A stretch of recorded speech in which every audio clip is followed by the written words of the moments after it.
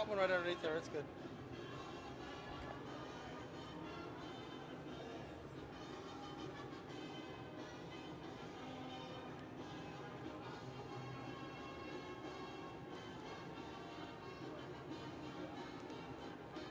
we get started, I just want to say hi. Nick from the team. We met at UCLA last year. Still kick myself. I didn't come hang in your office that day, but good for you, man. Yeah, good. Good. I work for Instagram, so still working with student athletes, helping them out, all that stuff. It's going well. I guess you number. I'd love to chop it up when we're done with this, but I hope you bring it home. All right, buddy. Yeah. Appreciate it. It really felt like we were on the receiving end of you at that Rose Bowl. So. Yeah, that was a lot of fun. Thanks. That was a lot of fun. You did a great job. Thank you. Yeah.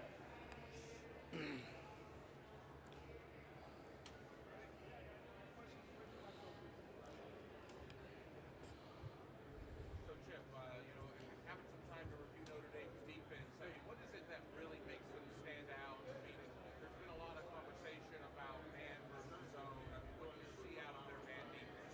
I think the cohesiveness of the entire group. All 11 play together. It's a really, really well coached unit. The front six, so to speak, are really coordinated with the back five. How they do it is a credit to Marcus and Al Golden, their defense coordinator. They do a really good job. I think they all have the understanding of if they are playing certain coverages, how do people try to attack that? And I think they have answers for it. So I think it's the whole cohesiveness of the whole group that really makes them a special defense. Josh Fryer was talking earlier this week about how beat up the offensive line is and stuff that a lot of them are playing through. What do you thought about his toughness and the guys on the O line that are playing through some things right now? Yeah, and it's really everybody, and I would say it's probably the same thing for Notre Dame. When you're going to play this many games in college football, it's 16 for both of us. So we knew it would be a game of attrition. They've lost some players. We've obviously lost Seth and Jimmy and a couple players along the way also. But that's to win the whole thing. It's going to take great team depth. And I think our guys that are playing right now, there's not anybody that's 100% right now. That's just the nature of the game that we play. But the toughness and the grit of that group, especially up front, has really shown through. Hey, Coach Kelly, Josh Richter with 4th and 5. It's been since 2000 with that Oregon team, since you've had a team on this kind of stage. What is something between now and then that you've learned personally about yourself? Yeah, it's always about the players. We had great players on that 2010 team. We have great players on this team. And the credit goes to those guys. We're here because of them. Our job as coaches is to put them in position to make plays, but then they go out and play the game. And that team in 10 was really special, and this team right now is really special. What's this year been like for you going back to offensive coordinator? It's been a blast. I think we have an amazing staff, and the guys you get to work with every day. You spend 16, 18 hours a day with this group of guys on offense with Brian Hartline and Justin Fryer and Carlos Loughlin and Keenan Bailey and that whole group of guys that we spend time with, Billy Fessler, Riley Larkin. There's a bunch of guys, Tim Drevno, that we spend all the time with offensively. And then the players here are special. And so get an opportunity to coach them every day and be around them. They love football. They love being a part of it. And it's exciting. It's exciting to be around these guys every day. Hold on. What's up, buddy? I don't know where I'm allowed to go.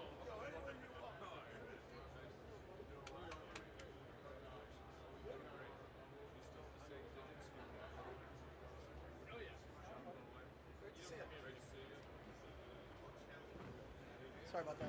New Hampshire. Coach Jeremiah Smith's been a huge part of your offense the last couple of weeks. How Yeah. do you make him the centerpiece going against Notre Dame, and how do you think he can best succeed in Monday's game? Well, I think you have to take what the defense gives you whenever you play. And if they're going to try to take Jeremiah away, then we also have other weapons. I think Emeka's a great player. Carnell Tate's a great player. Travion's a great player. Our tight ends really contributed a lot in the Texas game. But obviously, Jeremiah is, for a freshman to do what he's done this season is absolutely, it's kind of sometimes you just kind of wow, and that's just the type of player he is. So, we obviously have plans and thoughts of what we're going to try to do to get Jeremiah going. But we'll see how Notre Dame decides to defend us.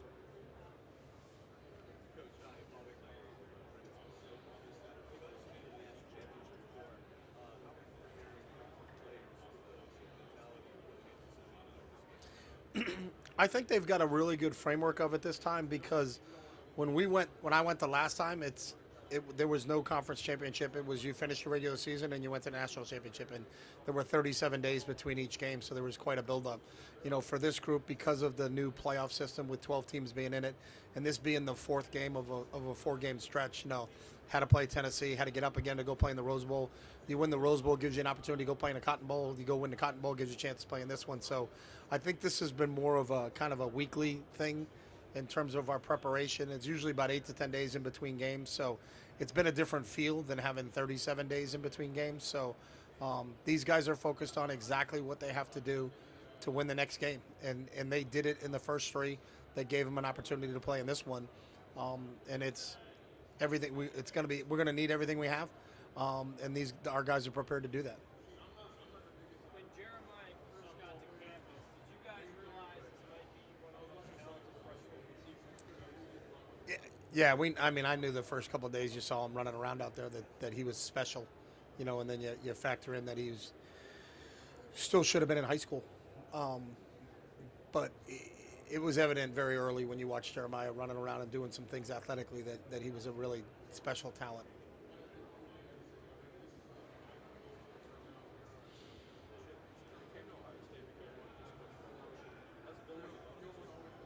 It's been great. We have an amazing staff and the guys you get to work with on a daily basis.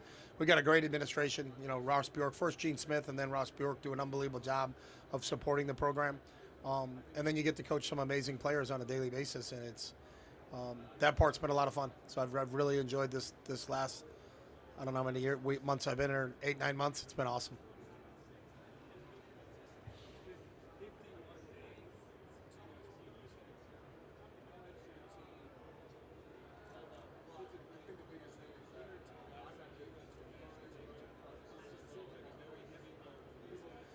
Yeah, I was just saying earlier it's different. When I went to the national championship with the team I was on went to the national championship, before you won your last regular season game, and then the number 1 and the number 2 team got picked to go play, and then there were 37 days in between.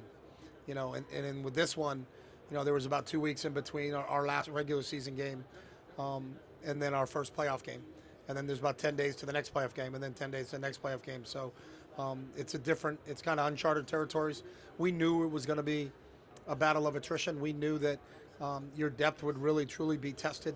And we tried to plan for that during the season. We ran, we were a little bit more slowed down on offense, and there was a reason we knew we were going to play in a 16-game schedule, that you just can't run 100 snaps in every single game during the regular season and expect to be fresh at the end of the season. So we kind of planned on that. But it is uncharted territories. This is the first ones to do it. So we're as healthy as we can be going into this last one. We've lost 2 really good players in Seth and Jimmy on the offensive line, but we lost them for the season. The rest of the guys are raring and ready to go, so we're excited about the opportunity. What's that relationship like with Justin? How have you guys work together to sort out that offense? Yeah, it's been great. He's a great football coach. He's a great person. The whole room, we spend a lot of time together as a group, so it's Justin, it's Carlos Lachlan, it's Keenan Bailey, it's Brian Hartline, it's everybody, and I think our staff gets along really, really well. We got a really good understanding of what our system is and how we can use it to attack people, and it changes differently on each week because we face different schematic groupings every week. But it's been awesome, and I really enjoyed working with this group. If you were commissioner of college football, one thing you could change for anything else, what would it be? If I was the commissioner of college football, what could I change? Well, there's a lot of things that have gone on in the last couple of years. I think they're moving in the right direction. I think the first thing I would change is they should have a commissioner of college football. That would be the first thing I would change.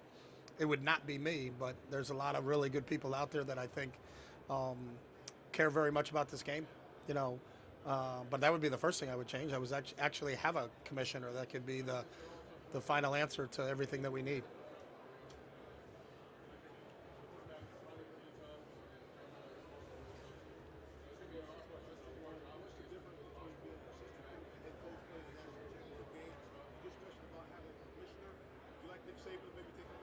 I think Nick would be great. I think there's a lot of people. I think there's a bunch of guys. I think Gene Smith, who just retired, maybe Gene's thinking about doing something different. But I think there's a committee of coaches. I think there should be a committee of administrators, the Gene Smiths of the world that understand that side of it, because that's different. Coaches may not understand that side of it. There's some coaches that have just recently retired. I think Mick, I think David Shaw, I think the world of David Shaw, Chris Peterson would be three coaches right off the top of my head. I think Gene would be a great administrator. I don't have a vote, but any of those guys would be good in that position. Has there been one area that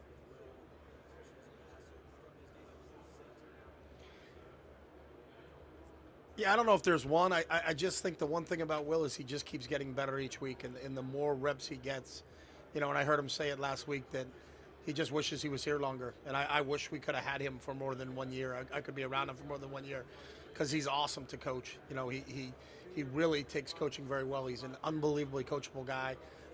But he also there's so much give and take with us. Like, how does this feel for you? And it's because we trust him, and I think he trusts us. And that part's been awesome, and watching him grow as a player and as a person, how he turned into the leader of this offensive football team, and he didn't force it early. It kind of happened organically, and then especially after we lost Seth up front, really kind of a little bit more fell on his shoulders, and I think he handled that really well. But every day he grows. I think he's got a great mindset. He's a lifelong learner. He wants to get better on a daily basis, and that's what makes it fun to coach him.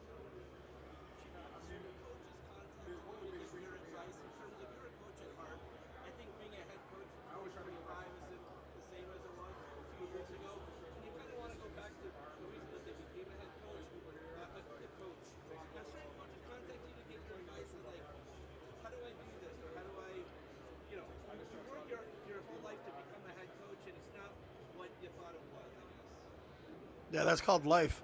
I don't think anybody ever thinks that it's going to ideally be whatever job you have. I'm going to do this because it's exactly how it's going to happen. But I think most coaches and the friends of mine that are this, we understand that this isn't a scripted deal. There's not a script that's already been laid out for everybody, and this is how it works out. It's, you get excited about the different things that happen. I think part of being a coach is you have to be a problem solver, and there's going to be problems every day. And there's some people that complain about the problems. There's other people that are like, all right, this is why we're in this position. How do we solve this problem? And there's a million different ones you have to solve on a daily basis, but that's the fun part of coaching. So, I think it's a different landscape, but I don't think the game's in a better spot, from where it is right now. I think the game of college football, you look at how many people are watching it and how many people are playing it, how many stories you can tell about some unbelievable players. You look at the stories about the players just from Ohio State and the stories of the players from Notre Dame. The whole thing is pretty special, and we just got to continue to always try to make it better on a daily basis.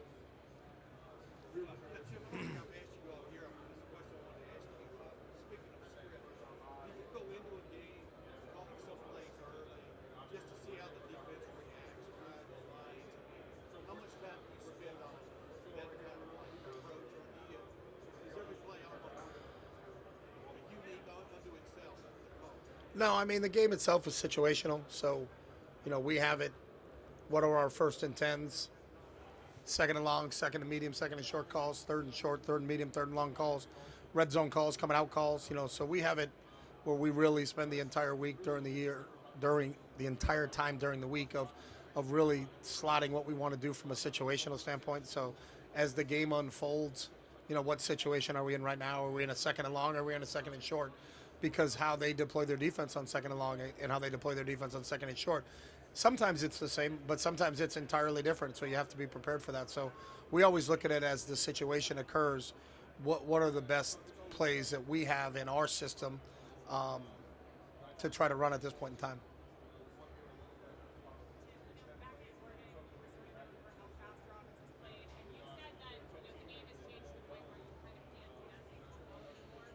You can. It's just with this group, we decided that's not the best thing for this group. Well, we play a 16-game season. So if you played 100 snaps through 12 games, you're at 1,200 snaps. I think we're at like 700. This game takes a toll on you. And if going into it, it was a little bit uncharted territory. No one has ever played at the FBS level a 16-game season. So what type of toll does that take on you? So to lead the country and play snapped wasn't our goal. Our goal was to get to the national championship game. So I believe besides the loss of Seth and Jimmy, that everybody else is up and ready to go. So we're fresh. The fact that we have 2 running backs that can rotate all the time, so you don't have a bell cow and then all of a sudden he's down. What do you do now? We've rotated our receivers. We got a bunch of receivers that can play. We have a bunch of tight ends that can play. So, part of it was the length of the season has changed. Before, back when I was at Oregon, you were in the regular season and then you go to a bowl game. We had 37 days off between the final regular season game against Oregon State and then our bowl game against Auburn. That's an entirely different thing. This was, you play your last game of the regular season, 2 weeks later you're playing Tennessee, then you're playing, if you beat Tennessee, you get to go to the Rose Bowl. If you win the Rose Bowl, you get to go to the Cotton Bowl. If you win the Cotton Bowl, you get to go to the national championship.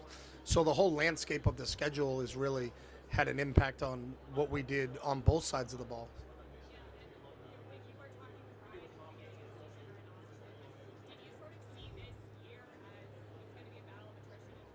Oh yeah, Ryan talked to our entire staff about that, and that's been on the forefront of our strength and conditioning program, our nutrition program, how our offense plays, how our defense plays, how our special teams plays. Yeah, that was an overall program decision from the head coach down of how do you handle this length of a season, because it hadn't been done before. So it wasn't like, hey, let's go call this guy because he did it. It's at this level it hadn't been done. So you kind of pick the brains of some people that have been through it at different levels and then put together a plan for ourselves. Do you know Tim? Because Tim's the king. No, he can go. I'm just saying he's the king. He's the king of the 2-parter. So, with a follow-up. 2-parter with a follow-up. Offense has been on fire. It feels like everything you called the past 3 weeks has a chance to go. What's that like as a play caller? Just looking down at your sheet knowing that, hey, I got everything in my arsenal. Well, I think your confidence as a coach is based upon the players' preparation, and they've been unbelievable in this run up here, and going into Tennessee, going into Oregon, going into Texas. So, it's how prepared are they, and I think they've done a great job. We talk about being the most prepared and the least distracted, and they've done that for 3 straight weeks in terms of these last 3 games, and now that's the challenge again as we finish up this last one. We have a practice today, we have a practice tomorrow. So we're still working the game, and we'll work the game right up until kickoff, and then we'll work the game while the game's going on. So it's really the players and how dialed in they've been in this stretch that we're on right now. So. And then a Notre Dame specific question. Apologies if you've already answered it, but what's one or 2 things that they do well that you're going to have your eye on come Monday night to try to attack? Yeah, I think they just play together as a group. They really, truly understand what the D-line needs from the linebackers, what the linebackers need from the secondary. They all work off of each other. It's a really, really well-coordinated defense, and a lot of credit goes to those players. When you have some older players like Kaiser and Cross and Watts, at all 3 levels that have been around for a long time, kind of the coaches on the field, so to speak. And then I think, Marcus being a defensive guy and Al Golden have done a great job with that entire group. So, the cohesiveness of the entire group, I think, is something that's really special. Hey, Brett. How you doing, buddy? Yeah. I think how well they do it. I think some people just just do this. They cut routes. They coordinate. They handle motion really well. They can double people at times. They can have a free player. They can drop a lineman into coverage even though it's man coverage. So it's not just they play man and this is what to do. It's not just one style. There's a lot of different leverages that they have. So I think they understand how people are trying to attack them, and they can make adjustments within the scheme. So it's a really, really well coordinated operation where I think it's not doing them justice if you say, well, Notre Dame just plays man. No, they play a lot of combinations of man. They can double people. They can have extra eyes in the backfield. They do a lot of different things within their scheme, and that's what makes it so hard. That's why they've been so successful.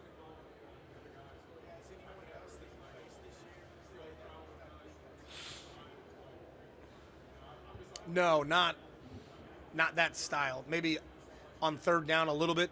Did some things from a 3rd down standpoint. Did a little bit of what we've seen on tape from these guys, but not to the level in how well they do it. and then how well coordinated it is, and then to the extent of it. So it's there's a reason they're here, and that group leads them. They're as good a defense as there is in the country.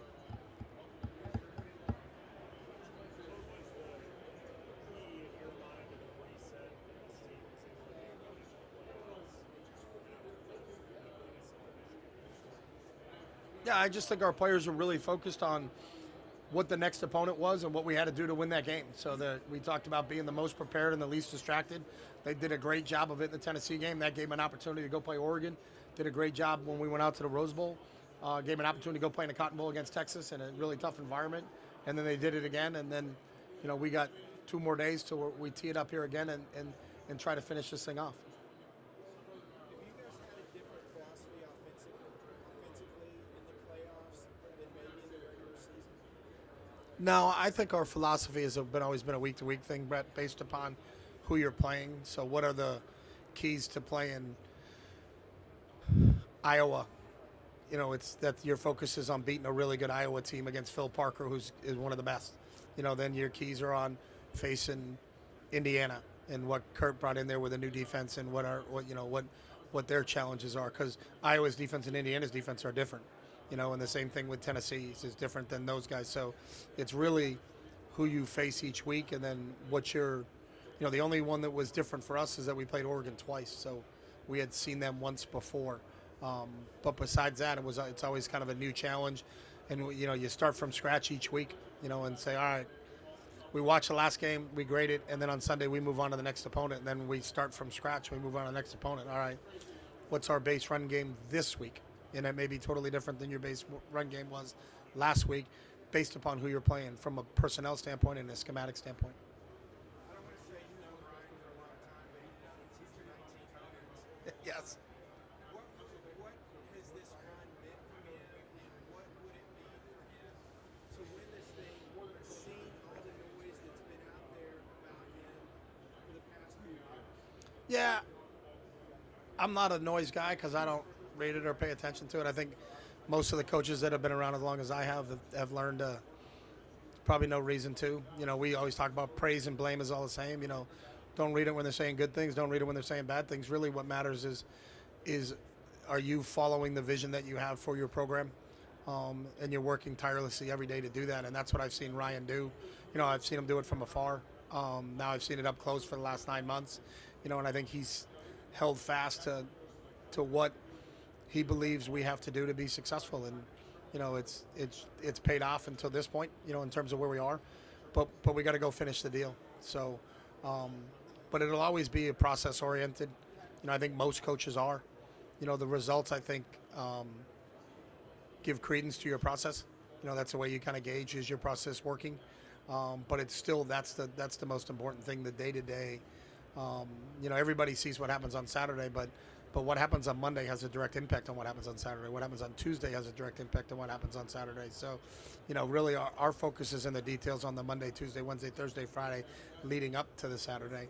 And then the Saturdays just validates, was your process the right process, or should you tweak it, and how do you tweak it moving forward? Because you can't stay the same. You have to adapt or you're going to die. And I see that from him. He works tirelessly every single day on how do we get a little bit better today than we were yesterday, and we've always kind of followed that mantra. What's the ceiling for Julian Saint? The ceiling?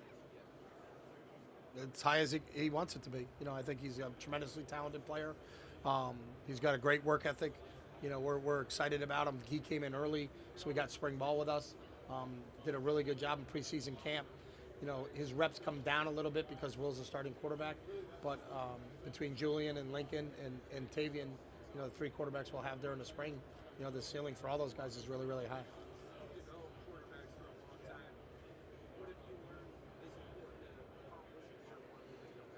I think just consistency on a daily basis, and how they try to get better, how they can embrace the process of, can I be a little bit better today than I was yesterday, and continue to do that. It's not going to happen overnight, and nothing happens overnight in this sport. It's a long, arduous process of sticking to the fundamentals so that you don't have to think about it when you're out there. There's more things for you to think about. Processing what the defense is in, what's my reads, all those other things, than to what's my process of how I'm throwing the football. So, and he's done that so far. I'm really, really excited about his future and Lincoln's and Tavian's.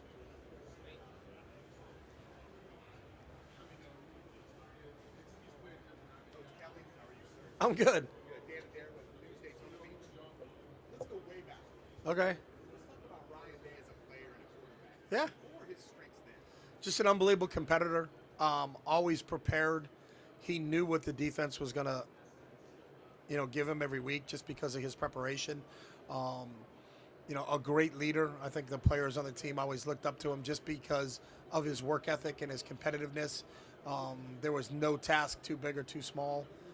He was probably more athletic than people gave him credit for. Ran the ball really well for us, but he was tough. He was hard-nosed, and he was competitive. Could you see him being a head coach then? Yeah, he's always been that proverbial coach on the field, whether it was being the point guard on the basketball team or the catcher on the baseball team or the quarterback on the football team. That's always kind of been his MO. So I don't think anybody that's known Ryan since he was a little kid in elementary school to junior high to high school to college is surprised that he got into coaching. I think he was kind of destined for that. Thanks, Coach. Go H. I owe. Coach, what changed about your career between the Michigan game and the Tennessee game, whether prep-wise, mentality-wise? Like, how do you get over that game to play the way they did against Tennessee? Well, I think it's like anything. I mean, you move on. You learn from what you did in that game, and then you move on. It's the same thing that happened when we lost to Oregon in the regular season. We lost 32-31. Everybody could have done something better in that game. Coaches could have called. I could have called a better game. I always look at what my impact is, and I think every person in our program looks at it the same way. So it's, you lost 2 games in a regular season by 4 points. But what do you do when you win, and what do you do when you lose is really the same exact mentality. So you come in after you beat Iowa 35-7, and you don't say, hey, we got this in the bag, let's go.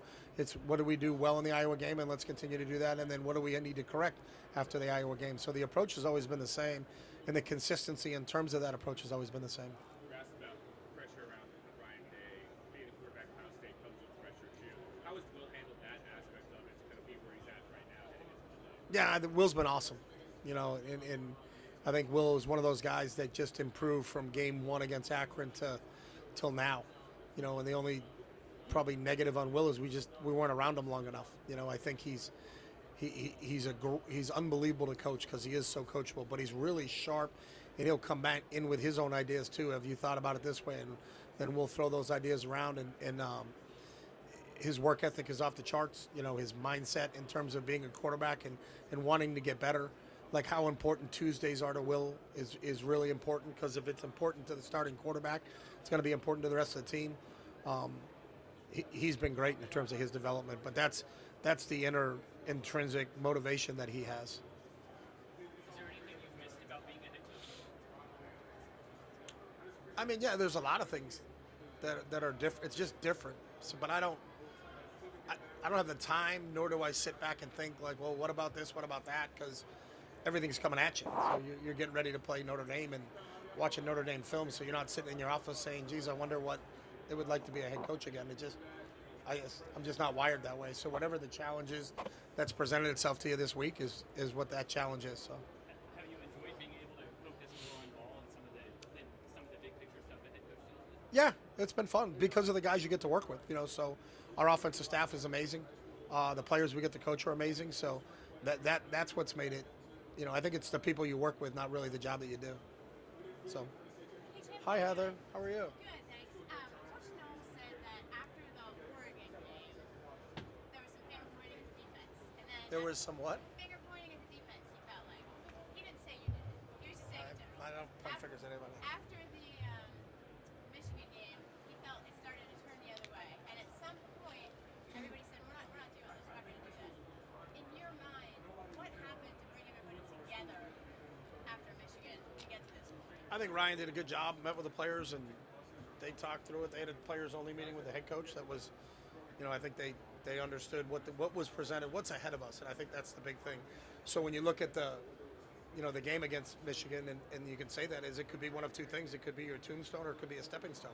And Ryan and our players turned it into a stepping stone that can put us into a position to get ready to go play Tennessee. And if you beat Tennessee, you get an opportunity to go to the Rose Bowl and play Oregon. If you beat Oregon, you get an opportunity to go to Cotton Bowl and play Texas. And then if you win that game, you get an opportunity to be here. So kind of their mindset, and I think Jack said it himself, is, what's our options after that game? And our options are, let's get into the tournament, because we knew we were still getting into the tournament. And then what can we do in the tournament? And I think this team is shown what type of football team it is. It's shown its resiliency. But I think it's just really their mindset of that. Are we going to use that last game as a tombstone, or are we going to use that last game as a stepping stone? And they obviously have used it as a stepping stone. How much did you change with the play calling? I think our play calling is a week-to-week thing. So there's not a trend that goes on each week. I think when you face Indiana is different than when you face Tennessee. And that's just the nature. And I think everybody you face is like that. So I think that's part of how you adapt. What we run against Notre Dame isn't going to be what we ran against Texas, because Notre Dame and Texas defenses are different. So, Thank you. all right, Heather. You obviously had the opportunity to, experience in these games as well. This is definitely a different format. What would you take to give advice to your players, but also fellow coaches? Say that. What was the last part? What advice can you give to your players as well as the fellow coaches? I think it's different because we've been in playoff mode. We've been in this since we played Tennessee, because it's really like the NCAA basketball tournament. It's survive and advance. So if you don't beat Tennessee, you're out. So it's not like, hey, when we get to the national championship, we'll then talk about this. We've been talking about what are the important things that we have to do to beat Tennessee? What are the important things we have to do to beat Oregon? What are the important things we have to do to beat Texas, so that we have an opportunity to play Notre Dame? So our message isn't going to change. Our message is we want to be the most prepared and the least distracted. As you get moving up in these games, you go from the first round to the Rose Bowl to the Cotton Bowl to the national championship. All of a sudden, I think the distractions become bigger, and you have to learn how to deal with the distractions. Like this media day is different than the Rose Bowl media day, and rightly so. But that doesn't change. The most important thing for us today is we have meetings coming up.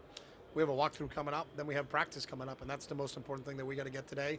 And then this is, in our world, is a Thursday, because it's Saturday, but our game isn't until Monday. So this is our Thursday mindset. What's our Thursday mindset going to be like when we get in the meeting rooms when we get back? What's our Thursday mindset going to be like when we get on the practice field today? Chip, how are you? Hey, what's up, folks? How you doing? How do you talked about bouncing back from the Michigan loss? I mean, how do you do it when everybody's I don't think you can pay attention to the sky's falling. It's when you look at each game, what do we do well, and then what do we have to correct? And I think whether you win or lose, that has to be your approach. Because I think sometimes when you win, it's even tougher because we won, don't worry about it. Well, then that's going to come back to haunches. So I think what Ryan did, and he set the tone for everybody, is that we were really, really consistent in our approach of how we do things. Because if you're not, then you're saying, well, how we do things is wrong to begin with. So I think as a group, they understood. The one thing about this group is everybody takes ownership. So you have to take ownership as coaches. What did we do wrong in terms of putting them in position to make plays? Then they take ownership. Then everybody kind of, all right, now we learned that. Now let's move on. Who's our next opponent? We found out after the championship week that we're going to play Tennessee. Now what's our prep for Tennessee look like? And can we just focus on Tennessee?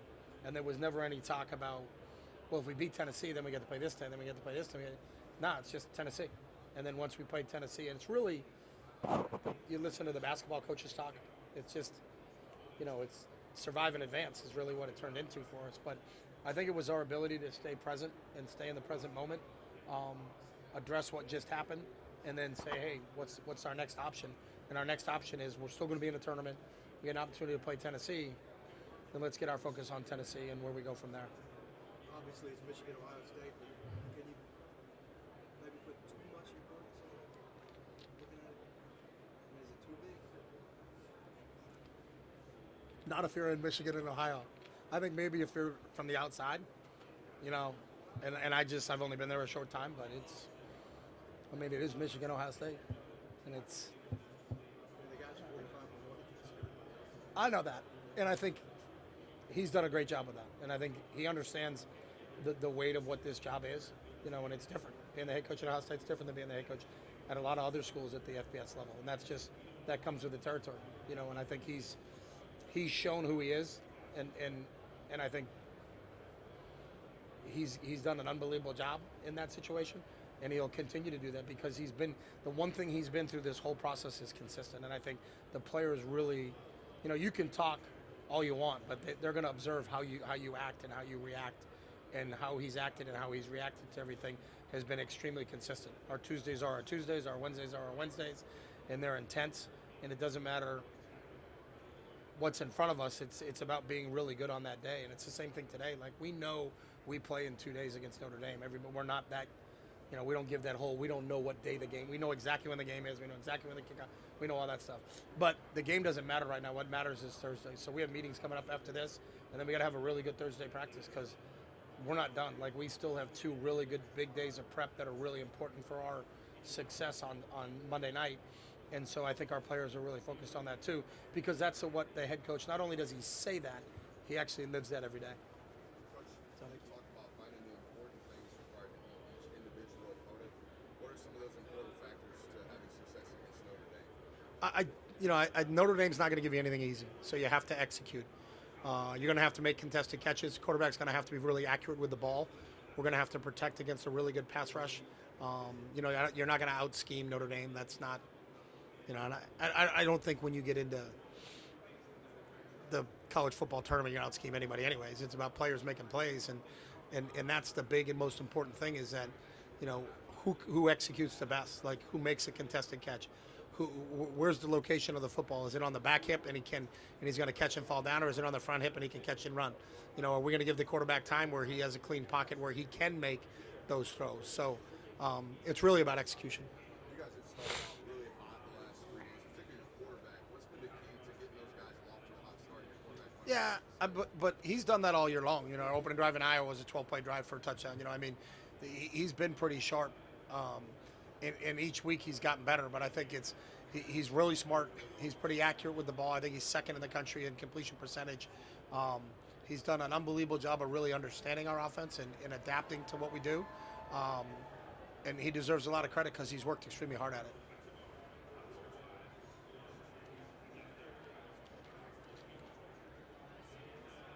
When I look at Notre Dame's what? Yeah, I see length. They're not small guys.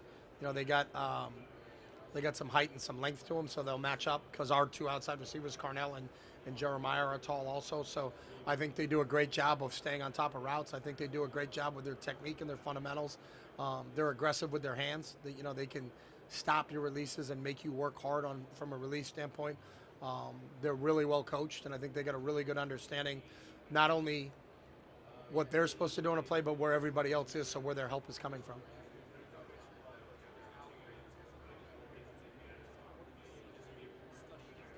Yeah, it's very coordinated. I think the front and the back relate really well to each other.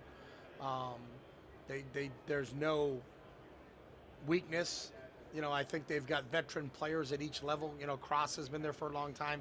Kaiser has been there for a long time. Watts has played a lot of football. So I think, at the D-line level, at the linebacker level, and at the secondary level, they got a veteran that I think really leads those guys. But I think how well coordinated they are is really the one thing that when you first look at the tape, that you got to give credit to Marcus and to Al for watching that whole operation work. There's a lot of veterans on the Notre Dame defense, but they have had a few younger players step up, especially at linebackers. One in particular that you step up is Drake Bowen, number 34. What have you seen from him? Yeah. On film that you're looking at this week? Yeah, his physicality jumps off. Tough, hard-nosed football player will really thump you. You got to make sure you get a hat on him. He can key and diagnose plays really well. But I've been really, really impressed with watching him on tape. Chip, you've been around a lot of great defensive coordinators, prepared for a lot.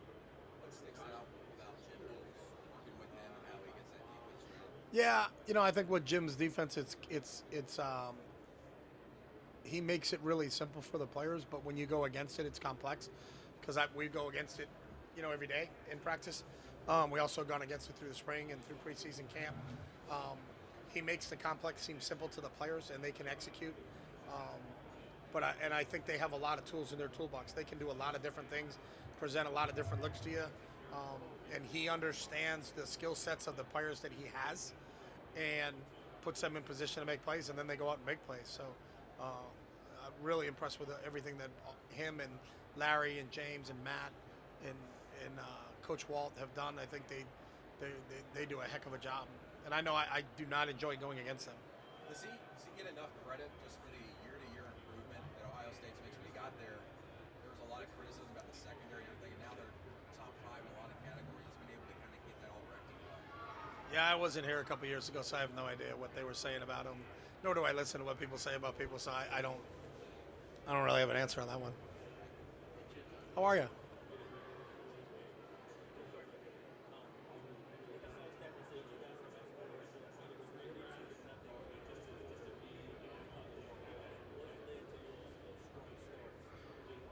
I think our players are dialed in and understand, you know, what we need to do to defeat the schemes that we're playing. But to be 42-0, then that means our defense is dialed in also, because we're not letting people score points too. So, I think our offense and defense feed off of each other. So if say we had a kick off and we can force a 3 and out, short field when they punt it. So now we got an opportunity. I think they kind of work together as a group. But the credit goes to the players in that situation.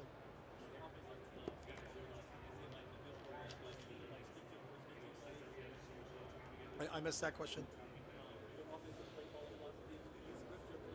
Try to call good ones. That's the first philosophy.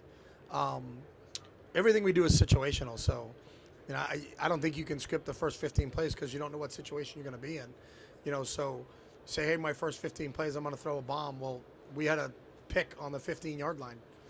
So you're on the plus 15. You're not throwing the ball deep. So I think then you go to your red zone plan. What's your red zone? So every situation on the field is mapped out for us. What's our third and short plan? What's our second and short, second and medium, second and long plan? What's our coming out plan? What's our red zone plan? So it's more situational for us. Is really what our philosophy is.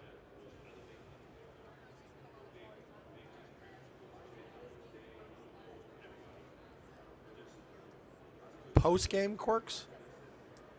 I don't really see him post game. He gets hustled off to the media, and then most of us are back to our families as much as we can. So I don't know if there's any post game quirk I can give you on that. I apologize.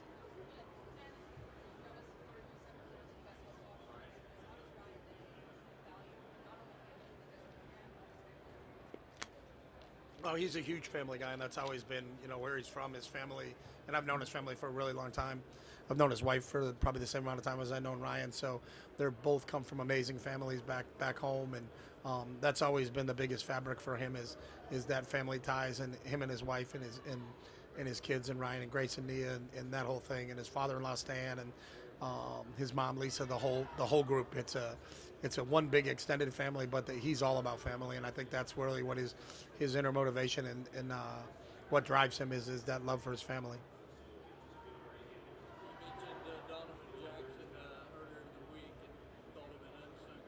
Yeah. How do you explain a guy changing positions to that position mid-season later? Yeah, it's just a credit to the type of person that Donnie is. He's one of the true leaders of our football team, and not only does he lead with his words, he leads with his actions. And that, if that's what you need me to do, that's what I'll do. And wasn't concerned with draft stock, draft status, all those other things. And I actually think because of his approach and how he's done it, it's actually probably improved his draft stock and his draft status. But Donnie's all about winning, and Donnie's all about, he truly cares about the brotherhood. He truly cares about his players. And if this is what you need me to do to help us win, then I'm in. It does. It really does. Yeah. No question. I thought I heard you say last week, sort of embracing a dogfight and got to that against Texas. Were you sort of expecting that this week? And then how does that change your mindset if you get into sort of a more lower scoring, fewer possessions sort of game? We expect that every week. I don't think there's ever a game you go into and say, this is going to be a cakewalk. I think we always plan for our opponents. We don't fear them, but we respect everybody. And I think this Notre Dame defense, once you turn on the tape, it's going to be a dogfight this week. And I don't watch the other side, so I don't know what's going to go on Notre Dame's offense versus our defense. But I know our offense versus their defense is going to be a dogfight. and we got to be prepared as the most prepared we are for any game we've ever played this entire season to go against this group.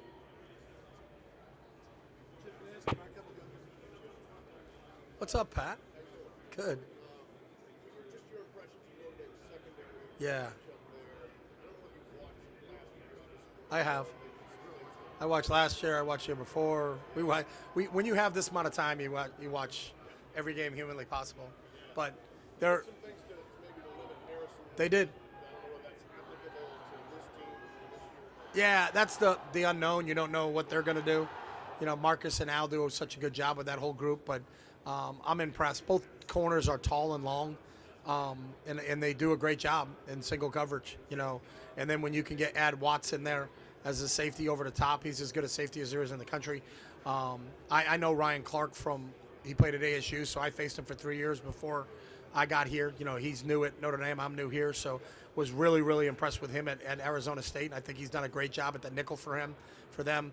And then when you have someone like Kaiser, who's a sixth-year player, that I'm sure he has every answer to every formation check, and it's just innate for him because he's been there so long, and he is that truly coach on the field. So I think the veteran leadership with Cross up front and with Kaiser and Watts is special, but I think that secondary is really well coordinated. I think because they played it so much, they know how people are going to try to attack it, so they have some answers for that. And I think that'll be the game within the game. You know, where are they leaning? Who are they double? They can double anybody they want, and but they can't double everybody. If they do, it's a penalty. They have too many guys on the field, and we saw that before against some teams sometime during the year. But I don't know. But I'll tell you what, it was a unique message to our players that you can't stop us with 11. You had to stop us with 12, and then you saw the final results of 11 versus 11. So that was a message to our team for the week leading up to the Rose Bowl that I think resonated really well with our guys. So, but for them, I think how well coordinated they are. You just got to be impressed. As a football guy, you just got to sit back and go, wow, that's pretty good. They do some really good things, and it's going to be a heck of a matchup on Monday night. Chip, on the other side of the ball, your team, Jack Sawyer, you've seen practice. What is your interpretation of him? Obviously, when he gets to the team. I love Jack. Jack's awesome. As good a player I've ever been around. The one thing that I don't think people really know about us is how athletic Jack is. Like, he was a high school quarterback. I saw some highlights of him playing basketball, but he warms up before the game. I would say he's in the top 3 or 4 on our team, including the quarterbacks and throwing a ball. Like Jack, and he always coached. You need me a quarterback? Okay. Then he rips off a 60-yarder, and I was like, usually guys say that, and it kind of comes out like this, but not Jack. Jack's a great athlete, but he's Ohio State. You know, he truly bleeds Buckeye blood, and it's in him, and his approach to everything on a daily basis is as good a teammate and as good a leader as ever been around. And as a follow, I guess it feels like this is his moment. Like these last 4 to 6 weeks, it's kind of a come of age. Have you seen that internally? Yeah, I mean, I've been impressed with Jack for a long time, so maybe I think the rest of the world's seeing what we've seen, but I think that combination of Jack and JT is as good as it gets, and we had to face him in practice every day, so I know how good Jack is. But iron sharpens iron. I think Josh and Jimmy and now Donnie have gotten better because they have to go against Jack and JT every single day. Thank you. What are the qualities of Will that's enabled him to join kind of an established program and, excel and get to this point? How challenging is it as a quarterback to join a program like you have? No, it is challenging of anybody to come in new. I think the one thing with Will is Will's authentic. He did not come in on day one and say, hey, I'm the leader of this team, let's go. He came in saying, I got to learn this offense, and worked extremely hard at learning the offense and how was he going to fit in, that was the most important thing for him, not how am I going to fit in, of just how do I learn this offense so that I can be the starting quarterback. And he went out and earned it. He didn't earn it through the springtime. We didn't name a quarterback after the spring. And then halfway through preseason camp, it was evident to all of us that he was going to be the guy. And then every day his goal is to get better every day, and he's done that, and it's kind of grown. And then I think his leadership has really started to show up probably when Seth got hurt, and then we lost our alignment up front, and we had already lost Jimmy, and Seth was really our leader up front. Then we lost Seth, and it was really Donnie, Emeka, and Will were the real three leaders left on the offensive side of the ball, and you've seen him grow. And I think each week he's gotten better. He does a great job protecting the football.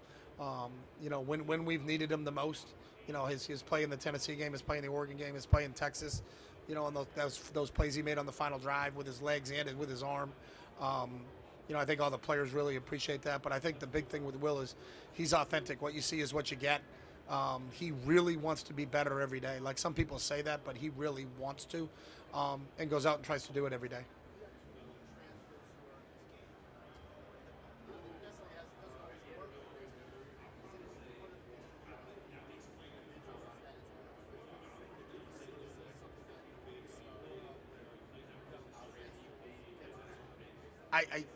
I think it all depends on the individual, and so what's the makeup of the individual? Sometimes the transfer thing is a home run and it works, and then sometimes the transfer thing is it doesn't work. But I think it's really the matchup, and is it a good match for the school and for the player? Yes, Lincoln. My favorite quarterback in the room, it depends on what we're doing. So I think all of them have a unique skill set in terms of what we're doing. But there's three quarterbacks that will ride and die with the quarterback coach. And maybe if we're late for a meeting, we'll be late for a meeting together. And there was one that he didn't even come get us. So we're still a little mad about him. Thanks, Link.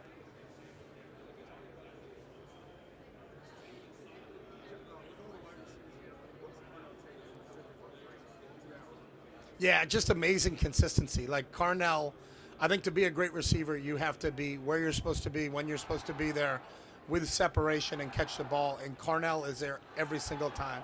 Like if Carnell's supposed to be 18 yards on the left hash, when you look up, when the quarterback gets to his second read, Carnell is at 18 yards at the left hash. Like there's just a consistency to Carnell.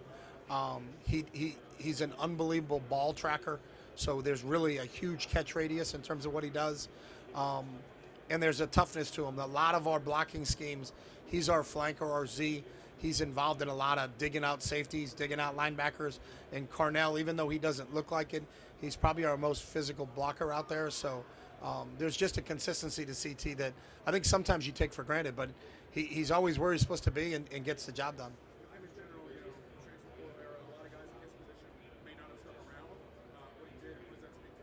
Yeah, I mean, he's a starting wide receiver at The Ohio State, so I think that's a pretty good deal.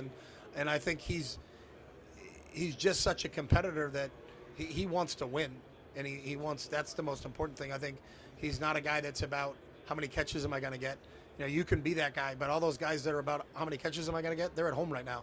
They're not playing for a national championship, and what Carnell wants to do is win a national championship with his brothers. He cares extremely about the guys on his team, and I think that's part of this whole team. I think it's a really, really, really unselfish football team. Is what do we need this week? And in the Texas game, we needed Carnell. He was our leading receiver.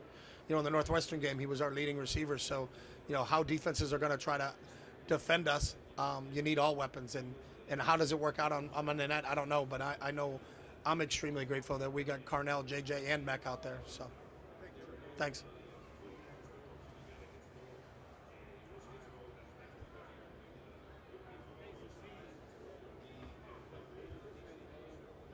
Yeah.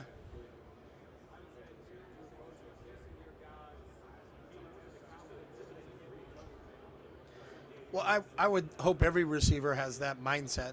That's probably not the case, but other teams have played us in man. JJ's biggest plays in the Oregon game. I think people don't understand football because they were against zone, so it wasn't like, JJ ran a post route on a middle safety. And it wasn't a man-to-man coverage, and no one was running with JJ because it wasn't man coverage. So I think people are like, how do you play JJ? Well, I think two of his touchdowns, they were zone coverages, and he exploited them. So I think sometimes people get caught up in that, like, how do you play this guy man? Well, sometimes he's more dangerous against zones than he is against man because there's more space to the defense. I think maybe they think they'll be closer to routes, but I think you have to prepare for all. You just can't go into a game and say they're going to do this or they're going to do that. I think you got to have an answer if they're going to do And they do other things. It's not like they just play man the entire game. They do a good job in cover 3, good job in cover 4, good job in cover 6. You know, they're good in all aspects of their defense.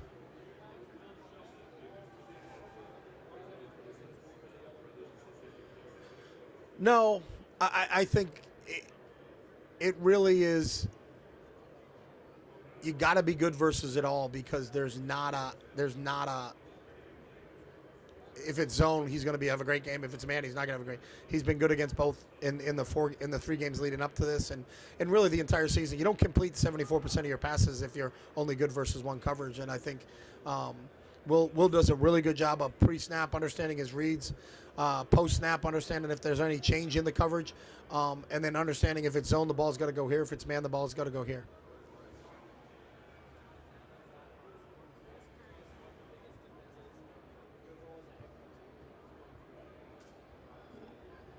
Yeah, there's less administrative things. There's less overall. Like, I don't have anything to do with the defense. I don't have anything to do with special teams.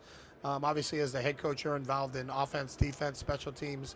I recruit a position. I recruit a side of the ball. I don't recruit on the defensive side of the ball. The head coach has to recruit on the defensive side of the ball. So, just what my focus on is more offense and position-specific quarterback than having to deal with the whole program. So those are really the biggest differences between being a coordinator and being a head coach. I enjoy it because of the people I work with. You know, so it's not I don't think it's a job title. I don't think this job title is better than that job title. I think it's because of who you're with every day, and the staff we have is amazing on the offensive side.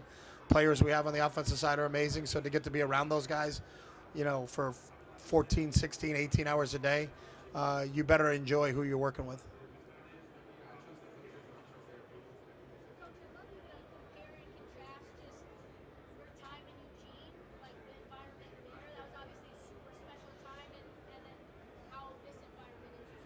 Yeah, I love both places. They're different. I'm not a comparison guy. You know, the Teddy Roosevelt line of comparison is the thief of joy. So I think every experience you have is special.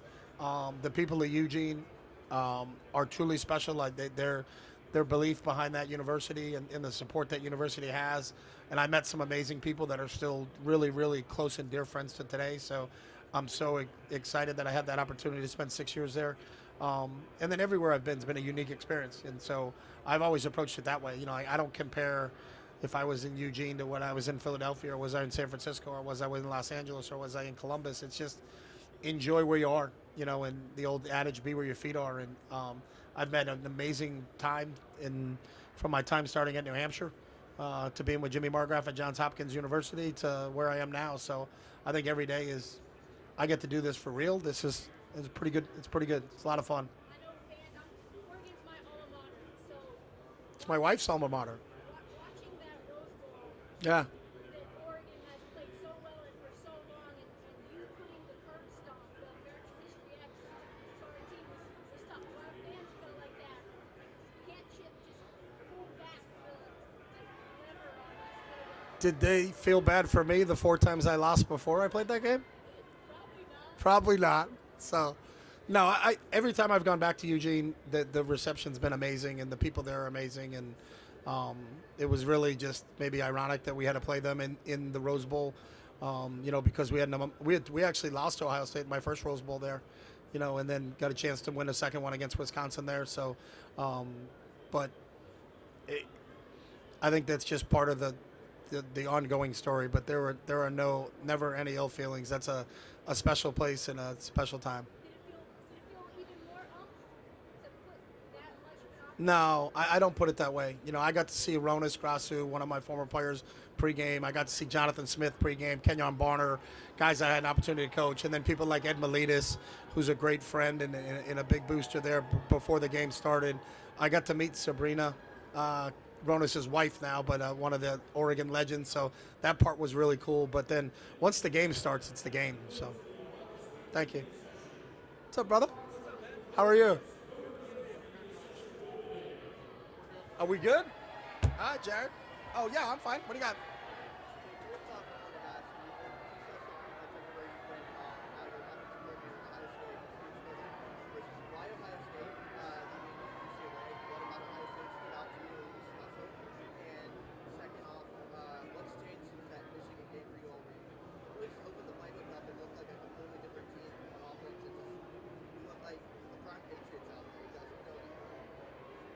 That's a long question. Why Ohio State? I think my relationship with Ryan and knowing that if I wasn't going to be a head coach and I was going to go work with somebody, my pre-existing knowledge of him and what the day-to-day would be like, and I had been with him coached him as a player and coached with him at a couple stops at New Hampshire and in the NFL together. So, that familiarity, and I also knew a couple other people that were on staff.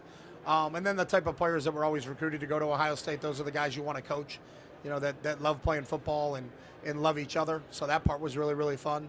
And then for us, it's every game is a different week. So, we look at what we did in each game we've done all season long, whether we win or lose, and how do we improve on our weaknesses, and how do we get better at that? How do we continue to do the things we're doing better? And then it just goes from week to week to week. So I don't look at it as a single blip. I know a lot of people do. Only look to one game during the regular season, like the other 11 don't matter, and I get that. If you're in Ohio, you understand that. That's just part of the nature of being in Ohio.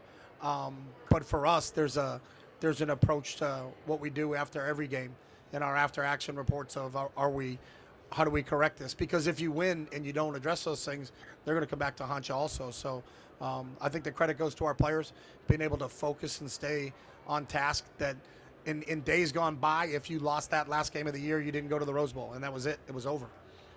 Now with this college football playoffs, there's another opportunity ahead of you, and that's, I think, the difference in it is that because the landscape of college football has changed, and your opportunity to go compete in a championship, even though you lost the last game of the regular season, is a really big deal, and our guys approached it that way. And because they approached that way and because they've taken that mindset, we're here right now. And we got 2 more good days of prep, and then we got to go ready to play a really good Notre Dame team. Thanks. Thanks, guys.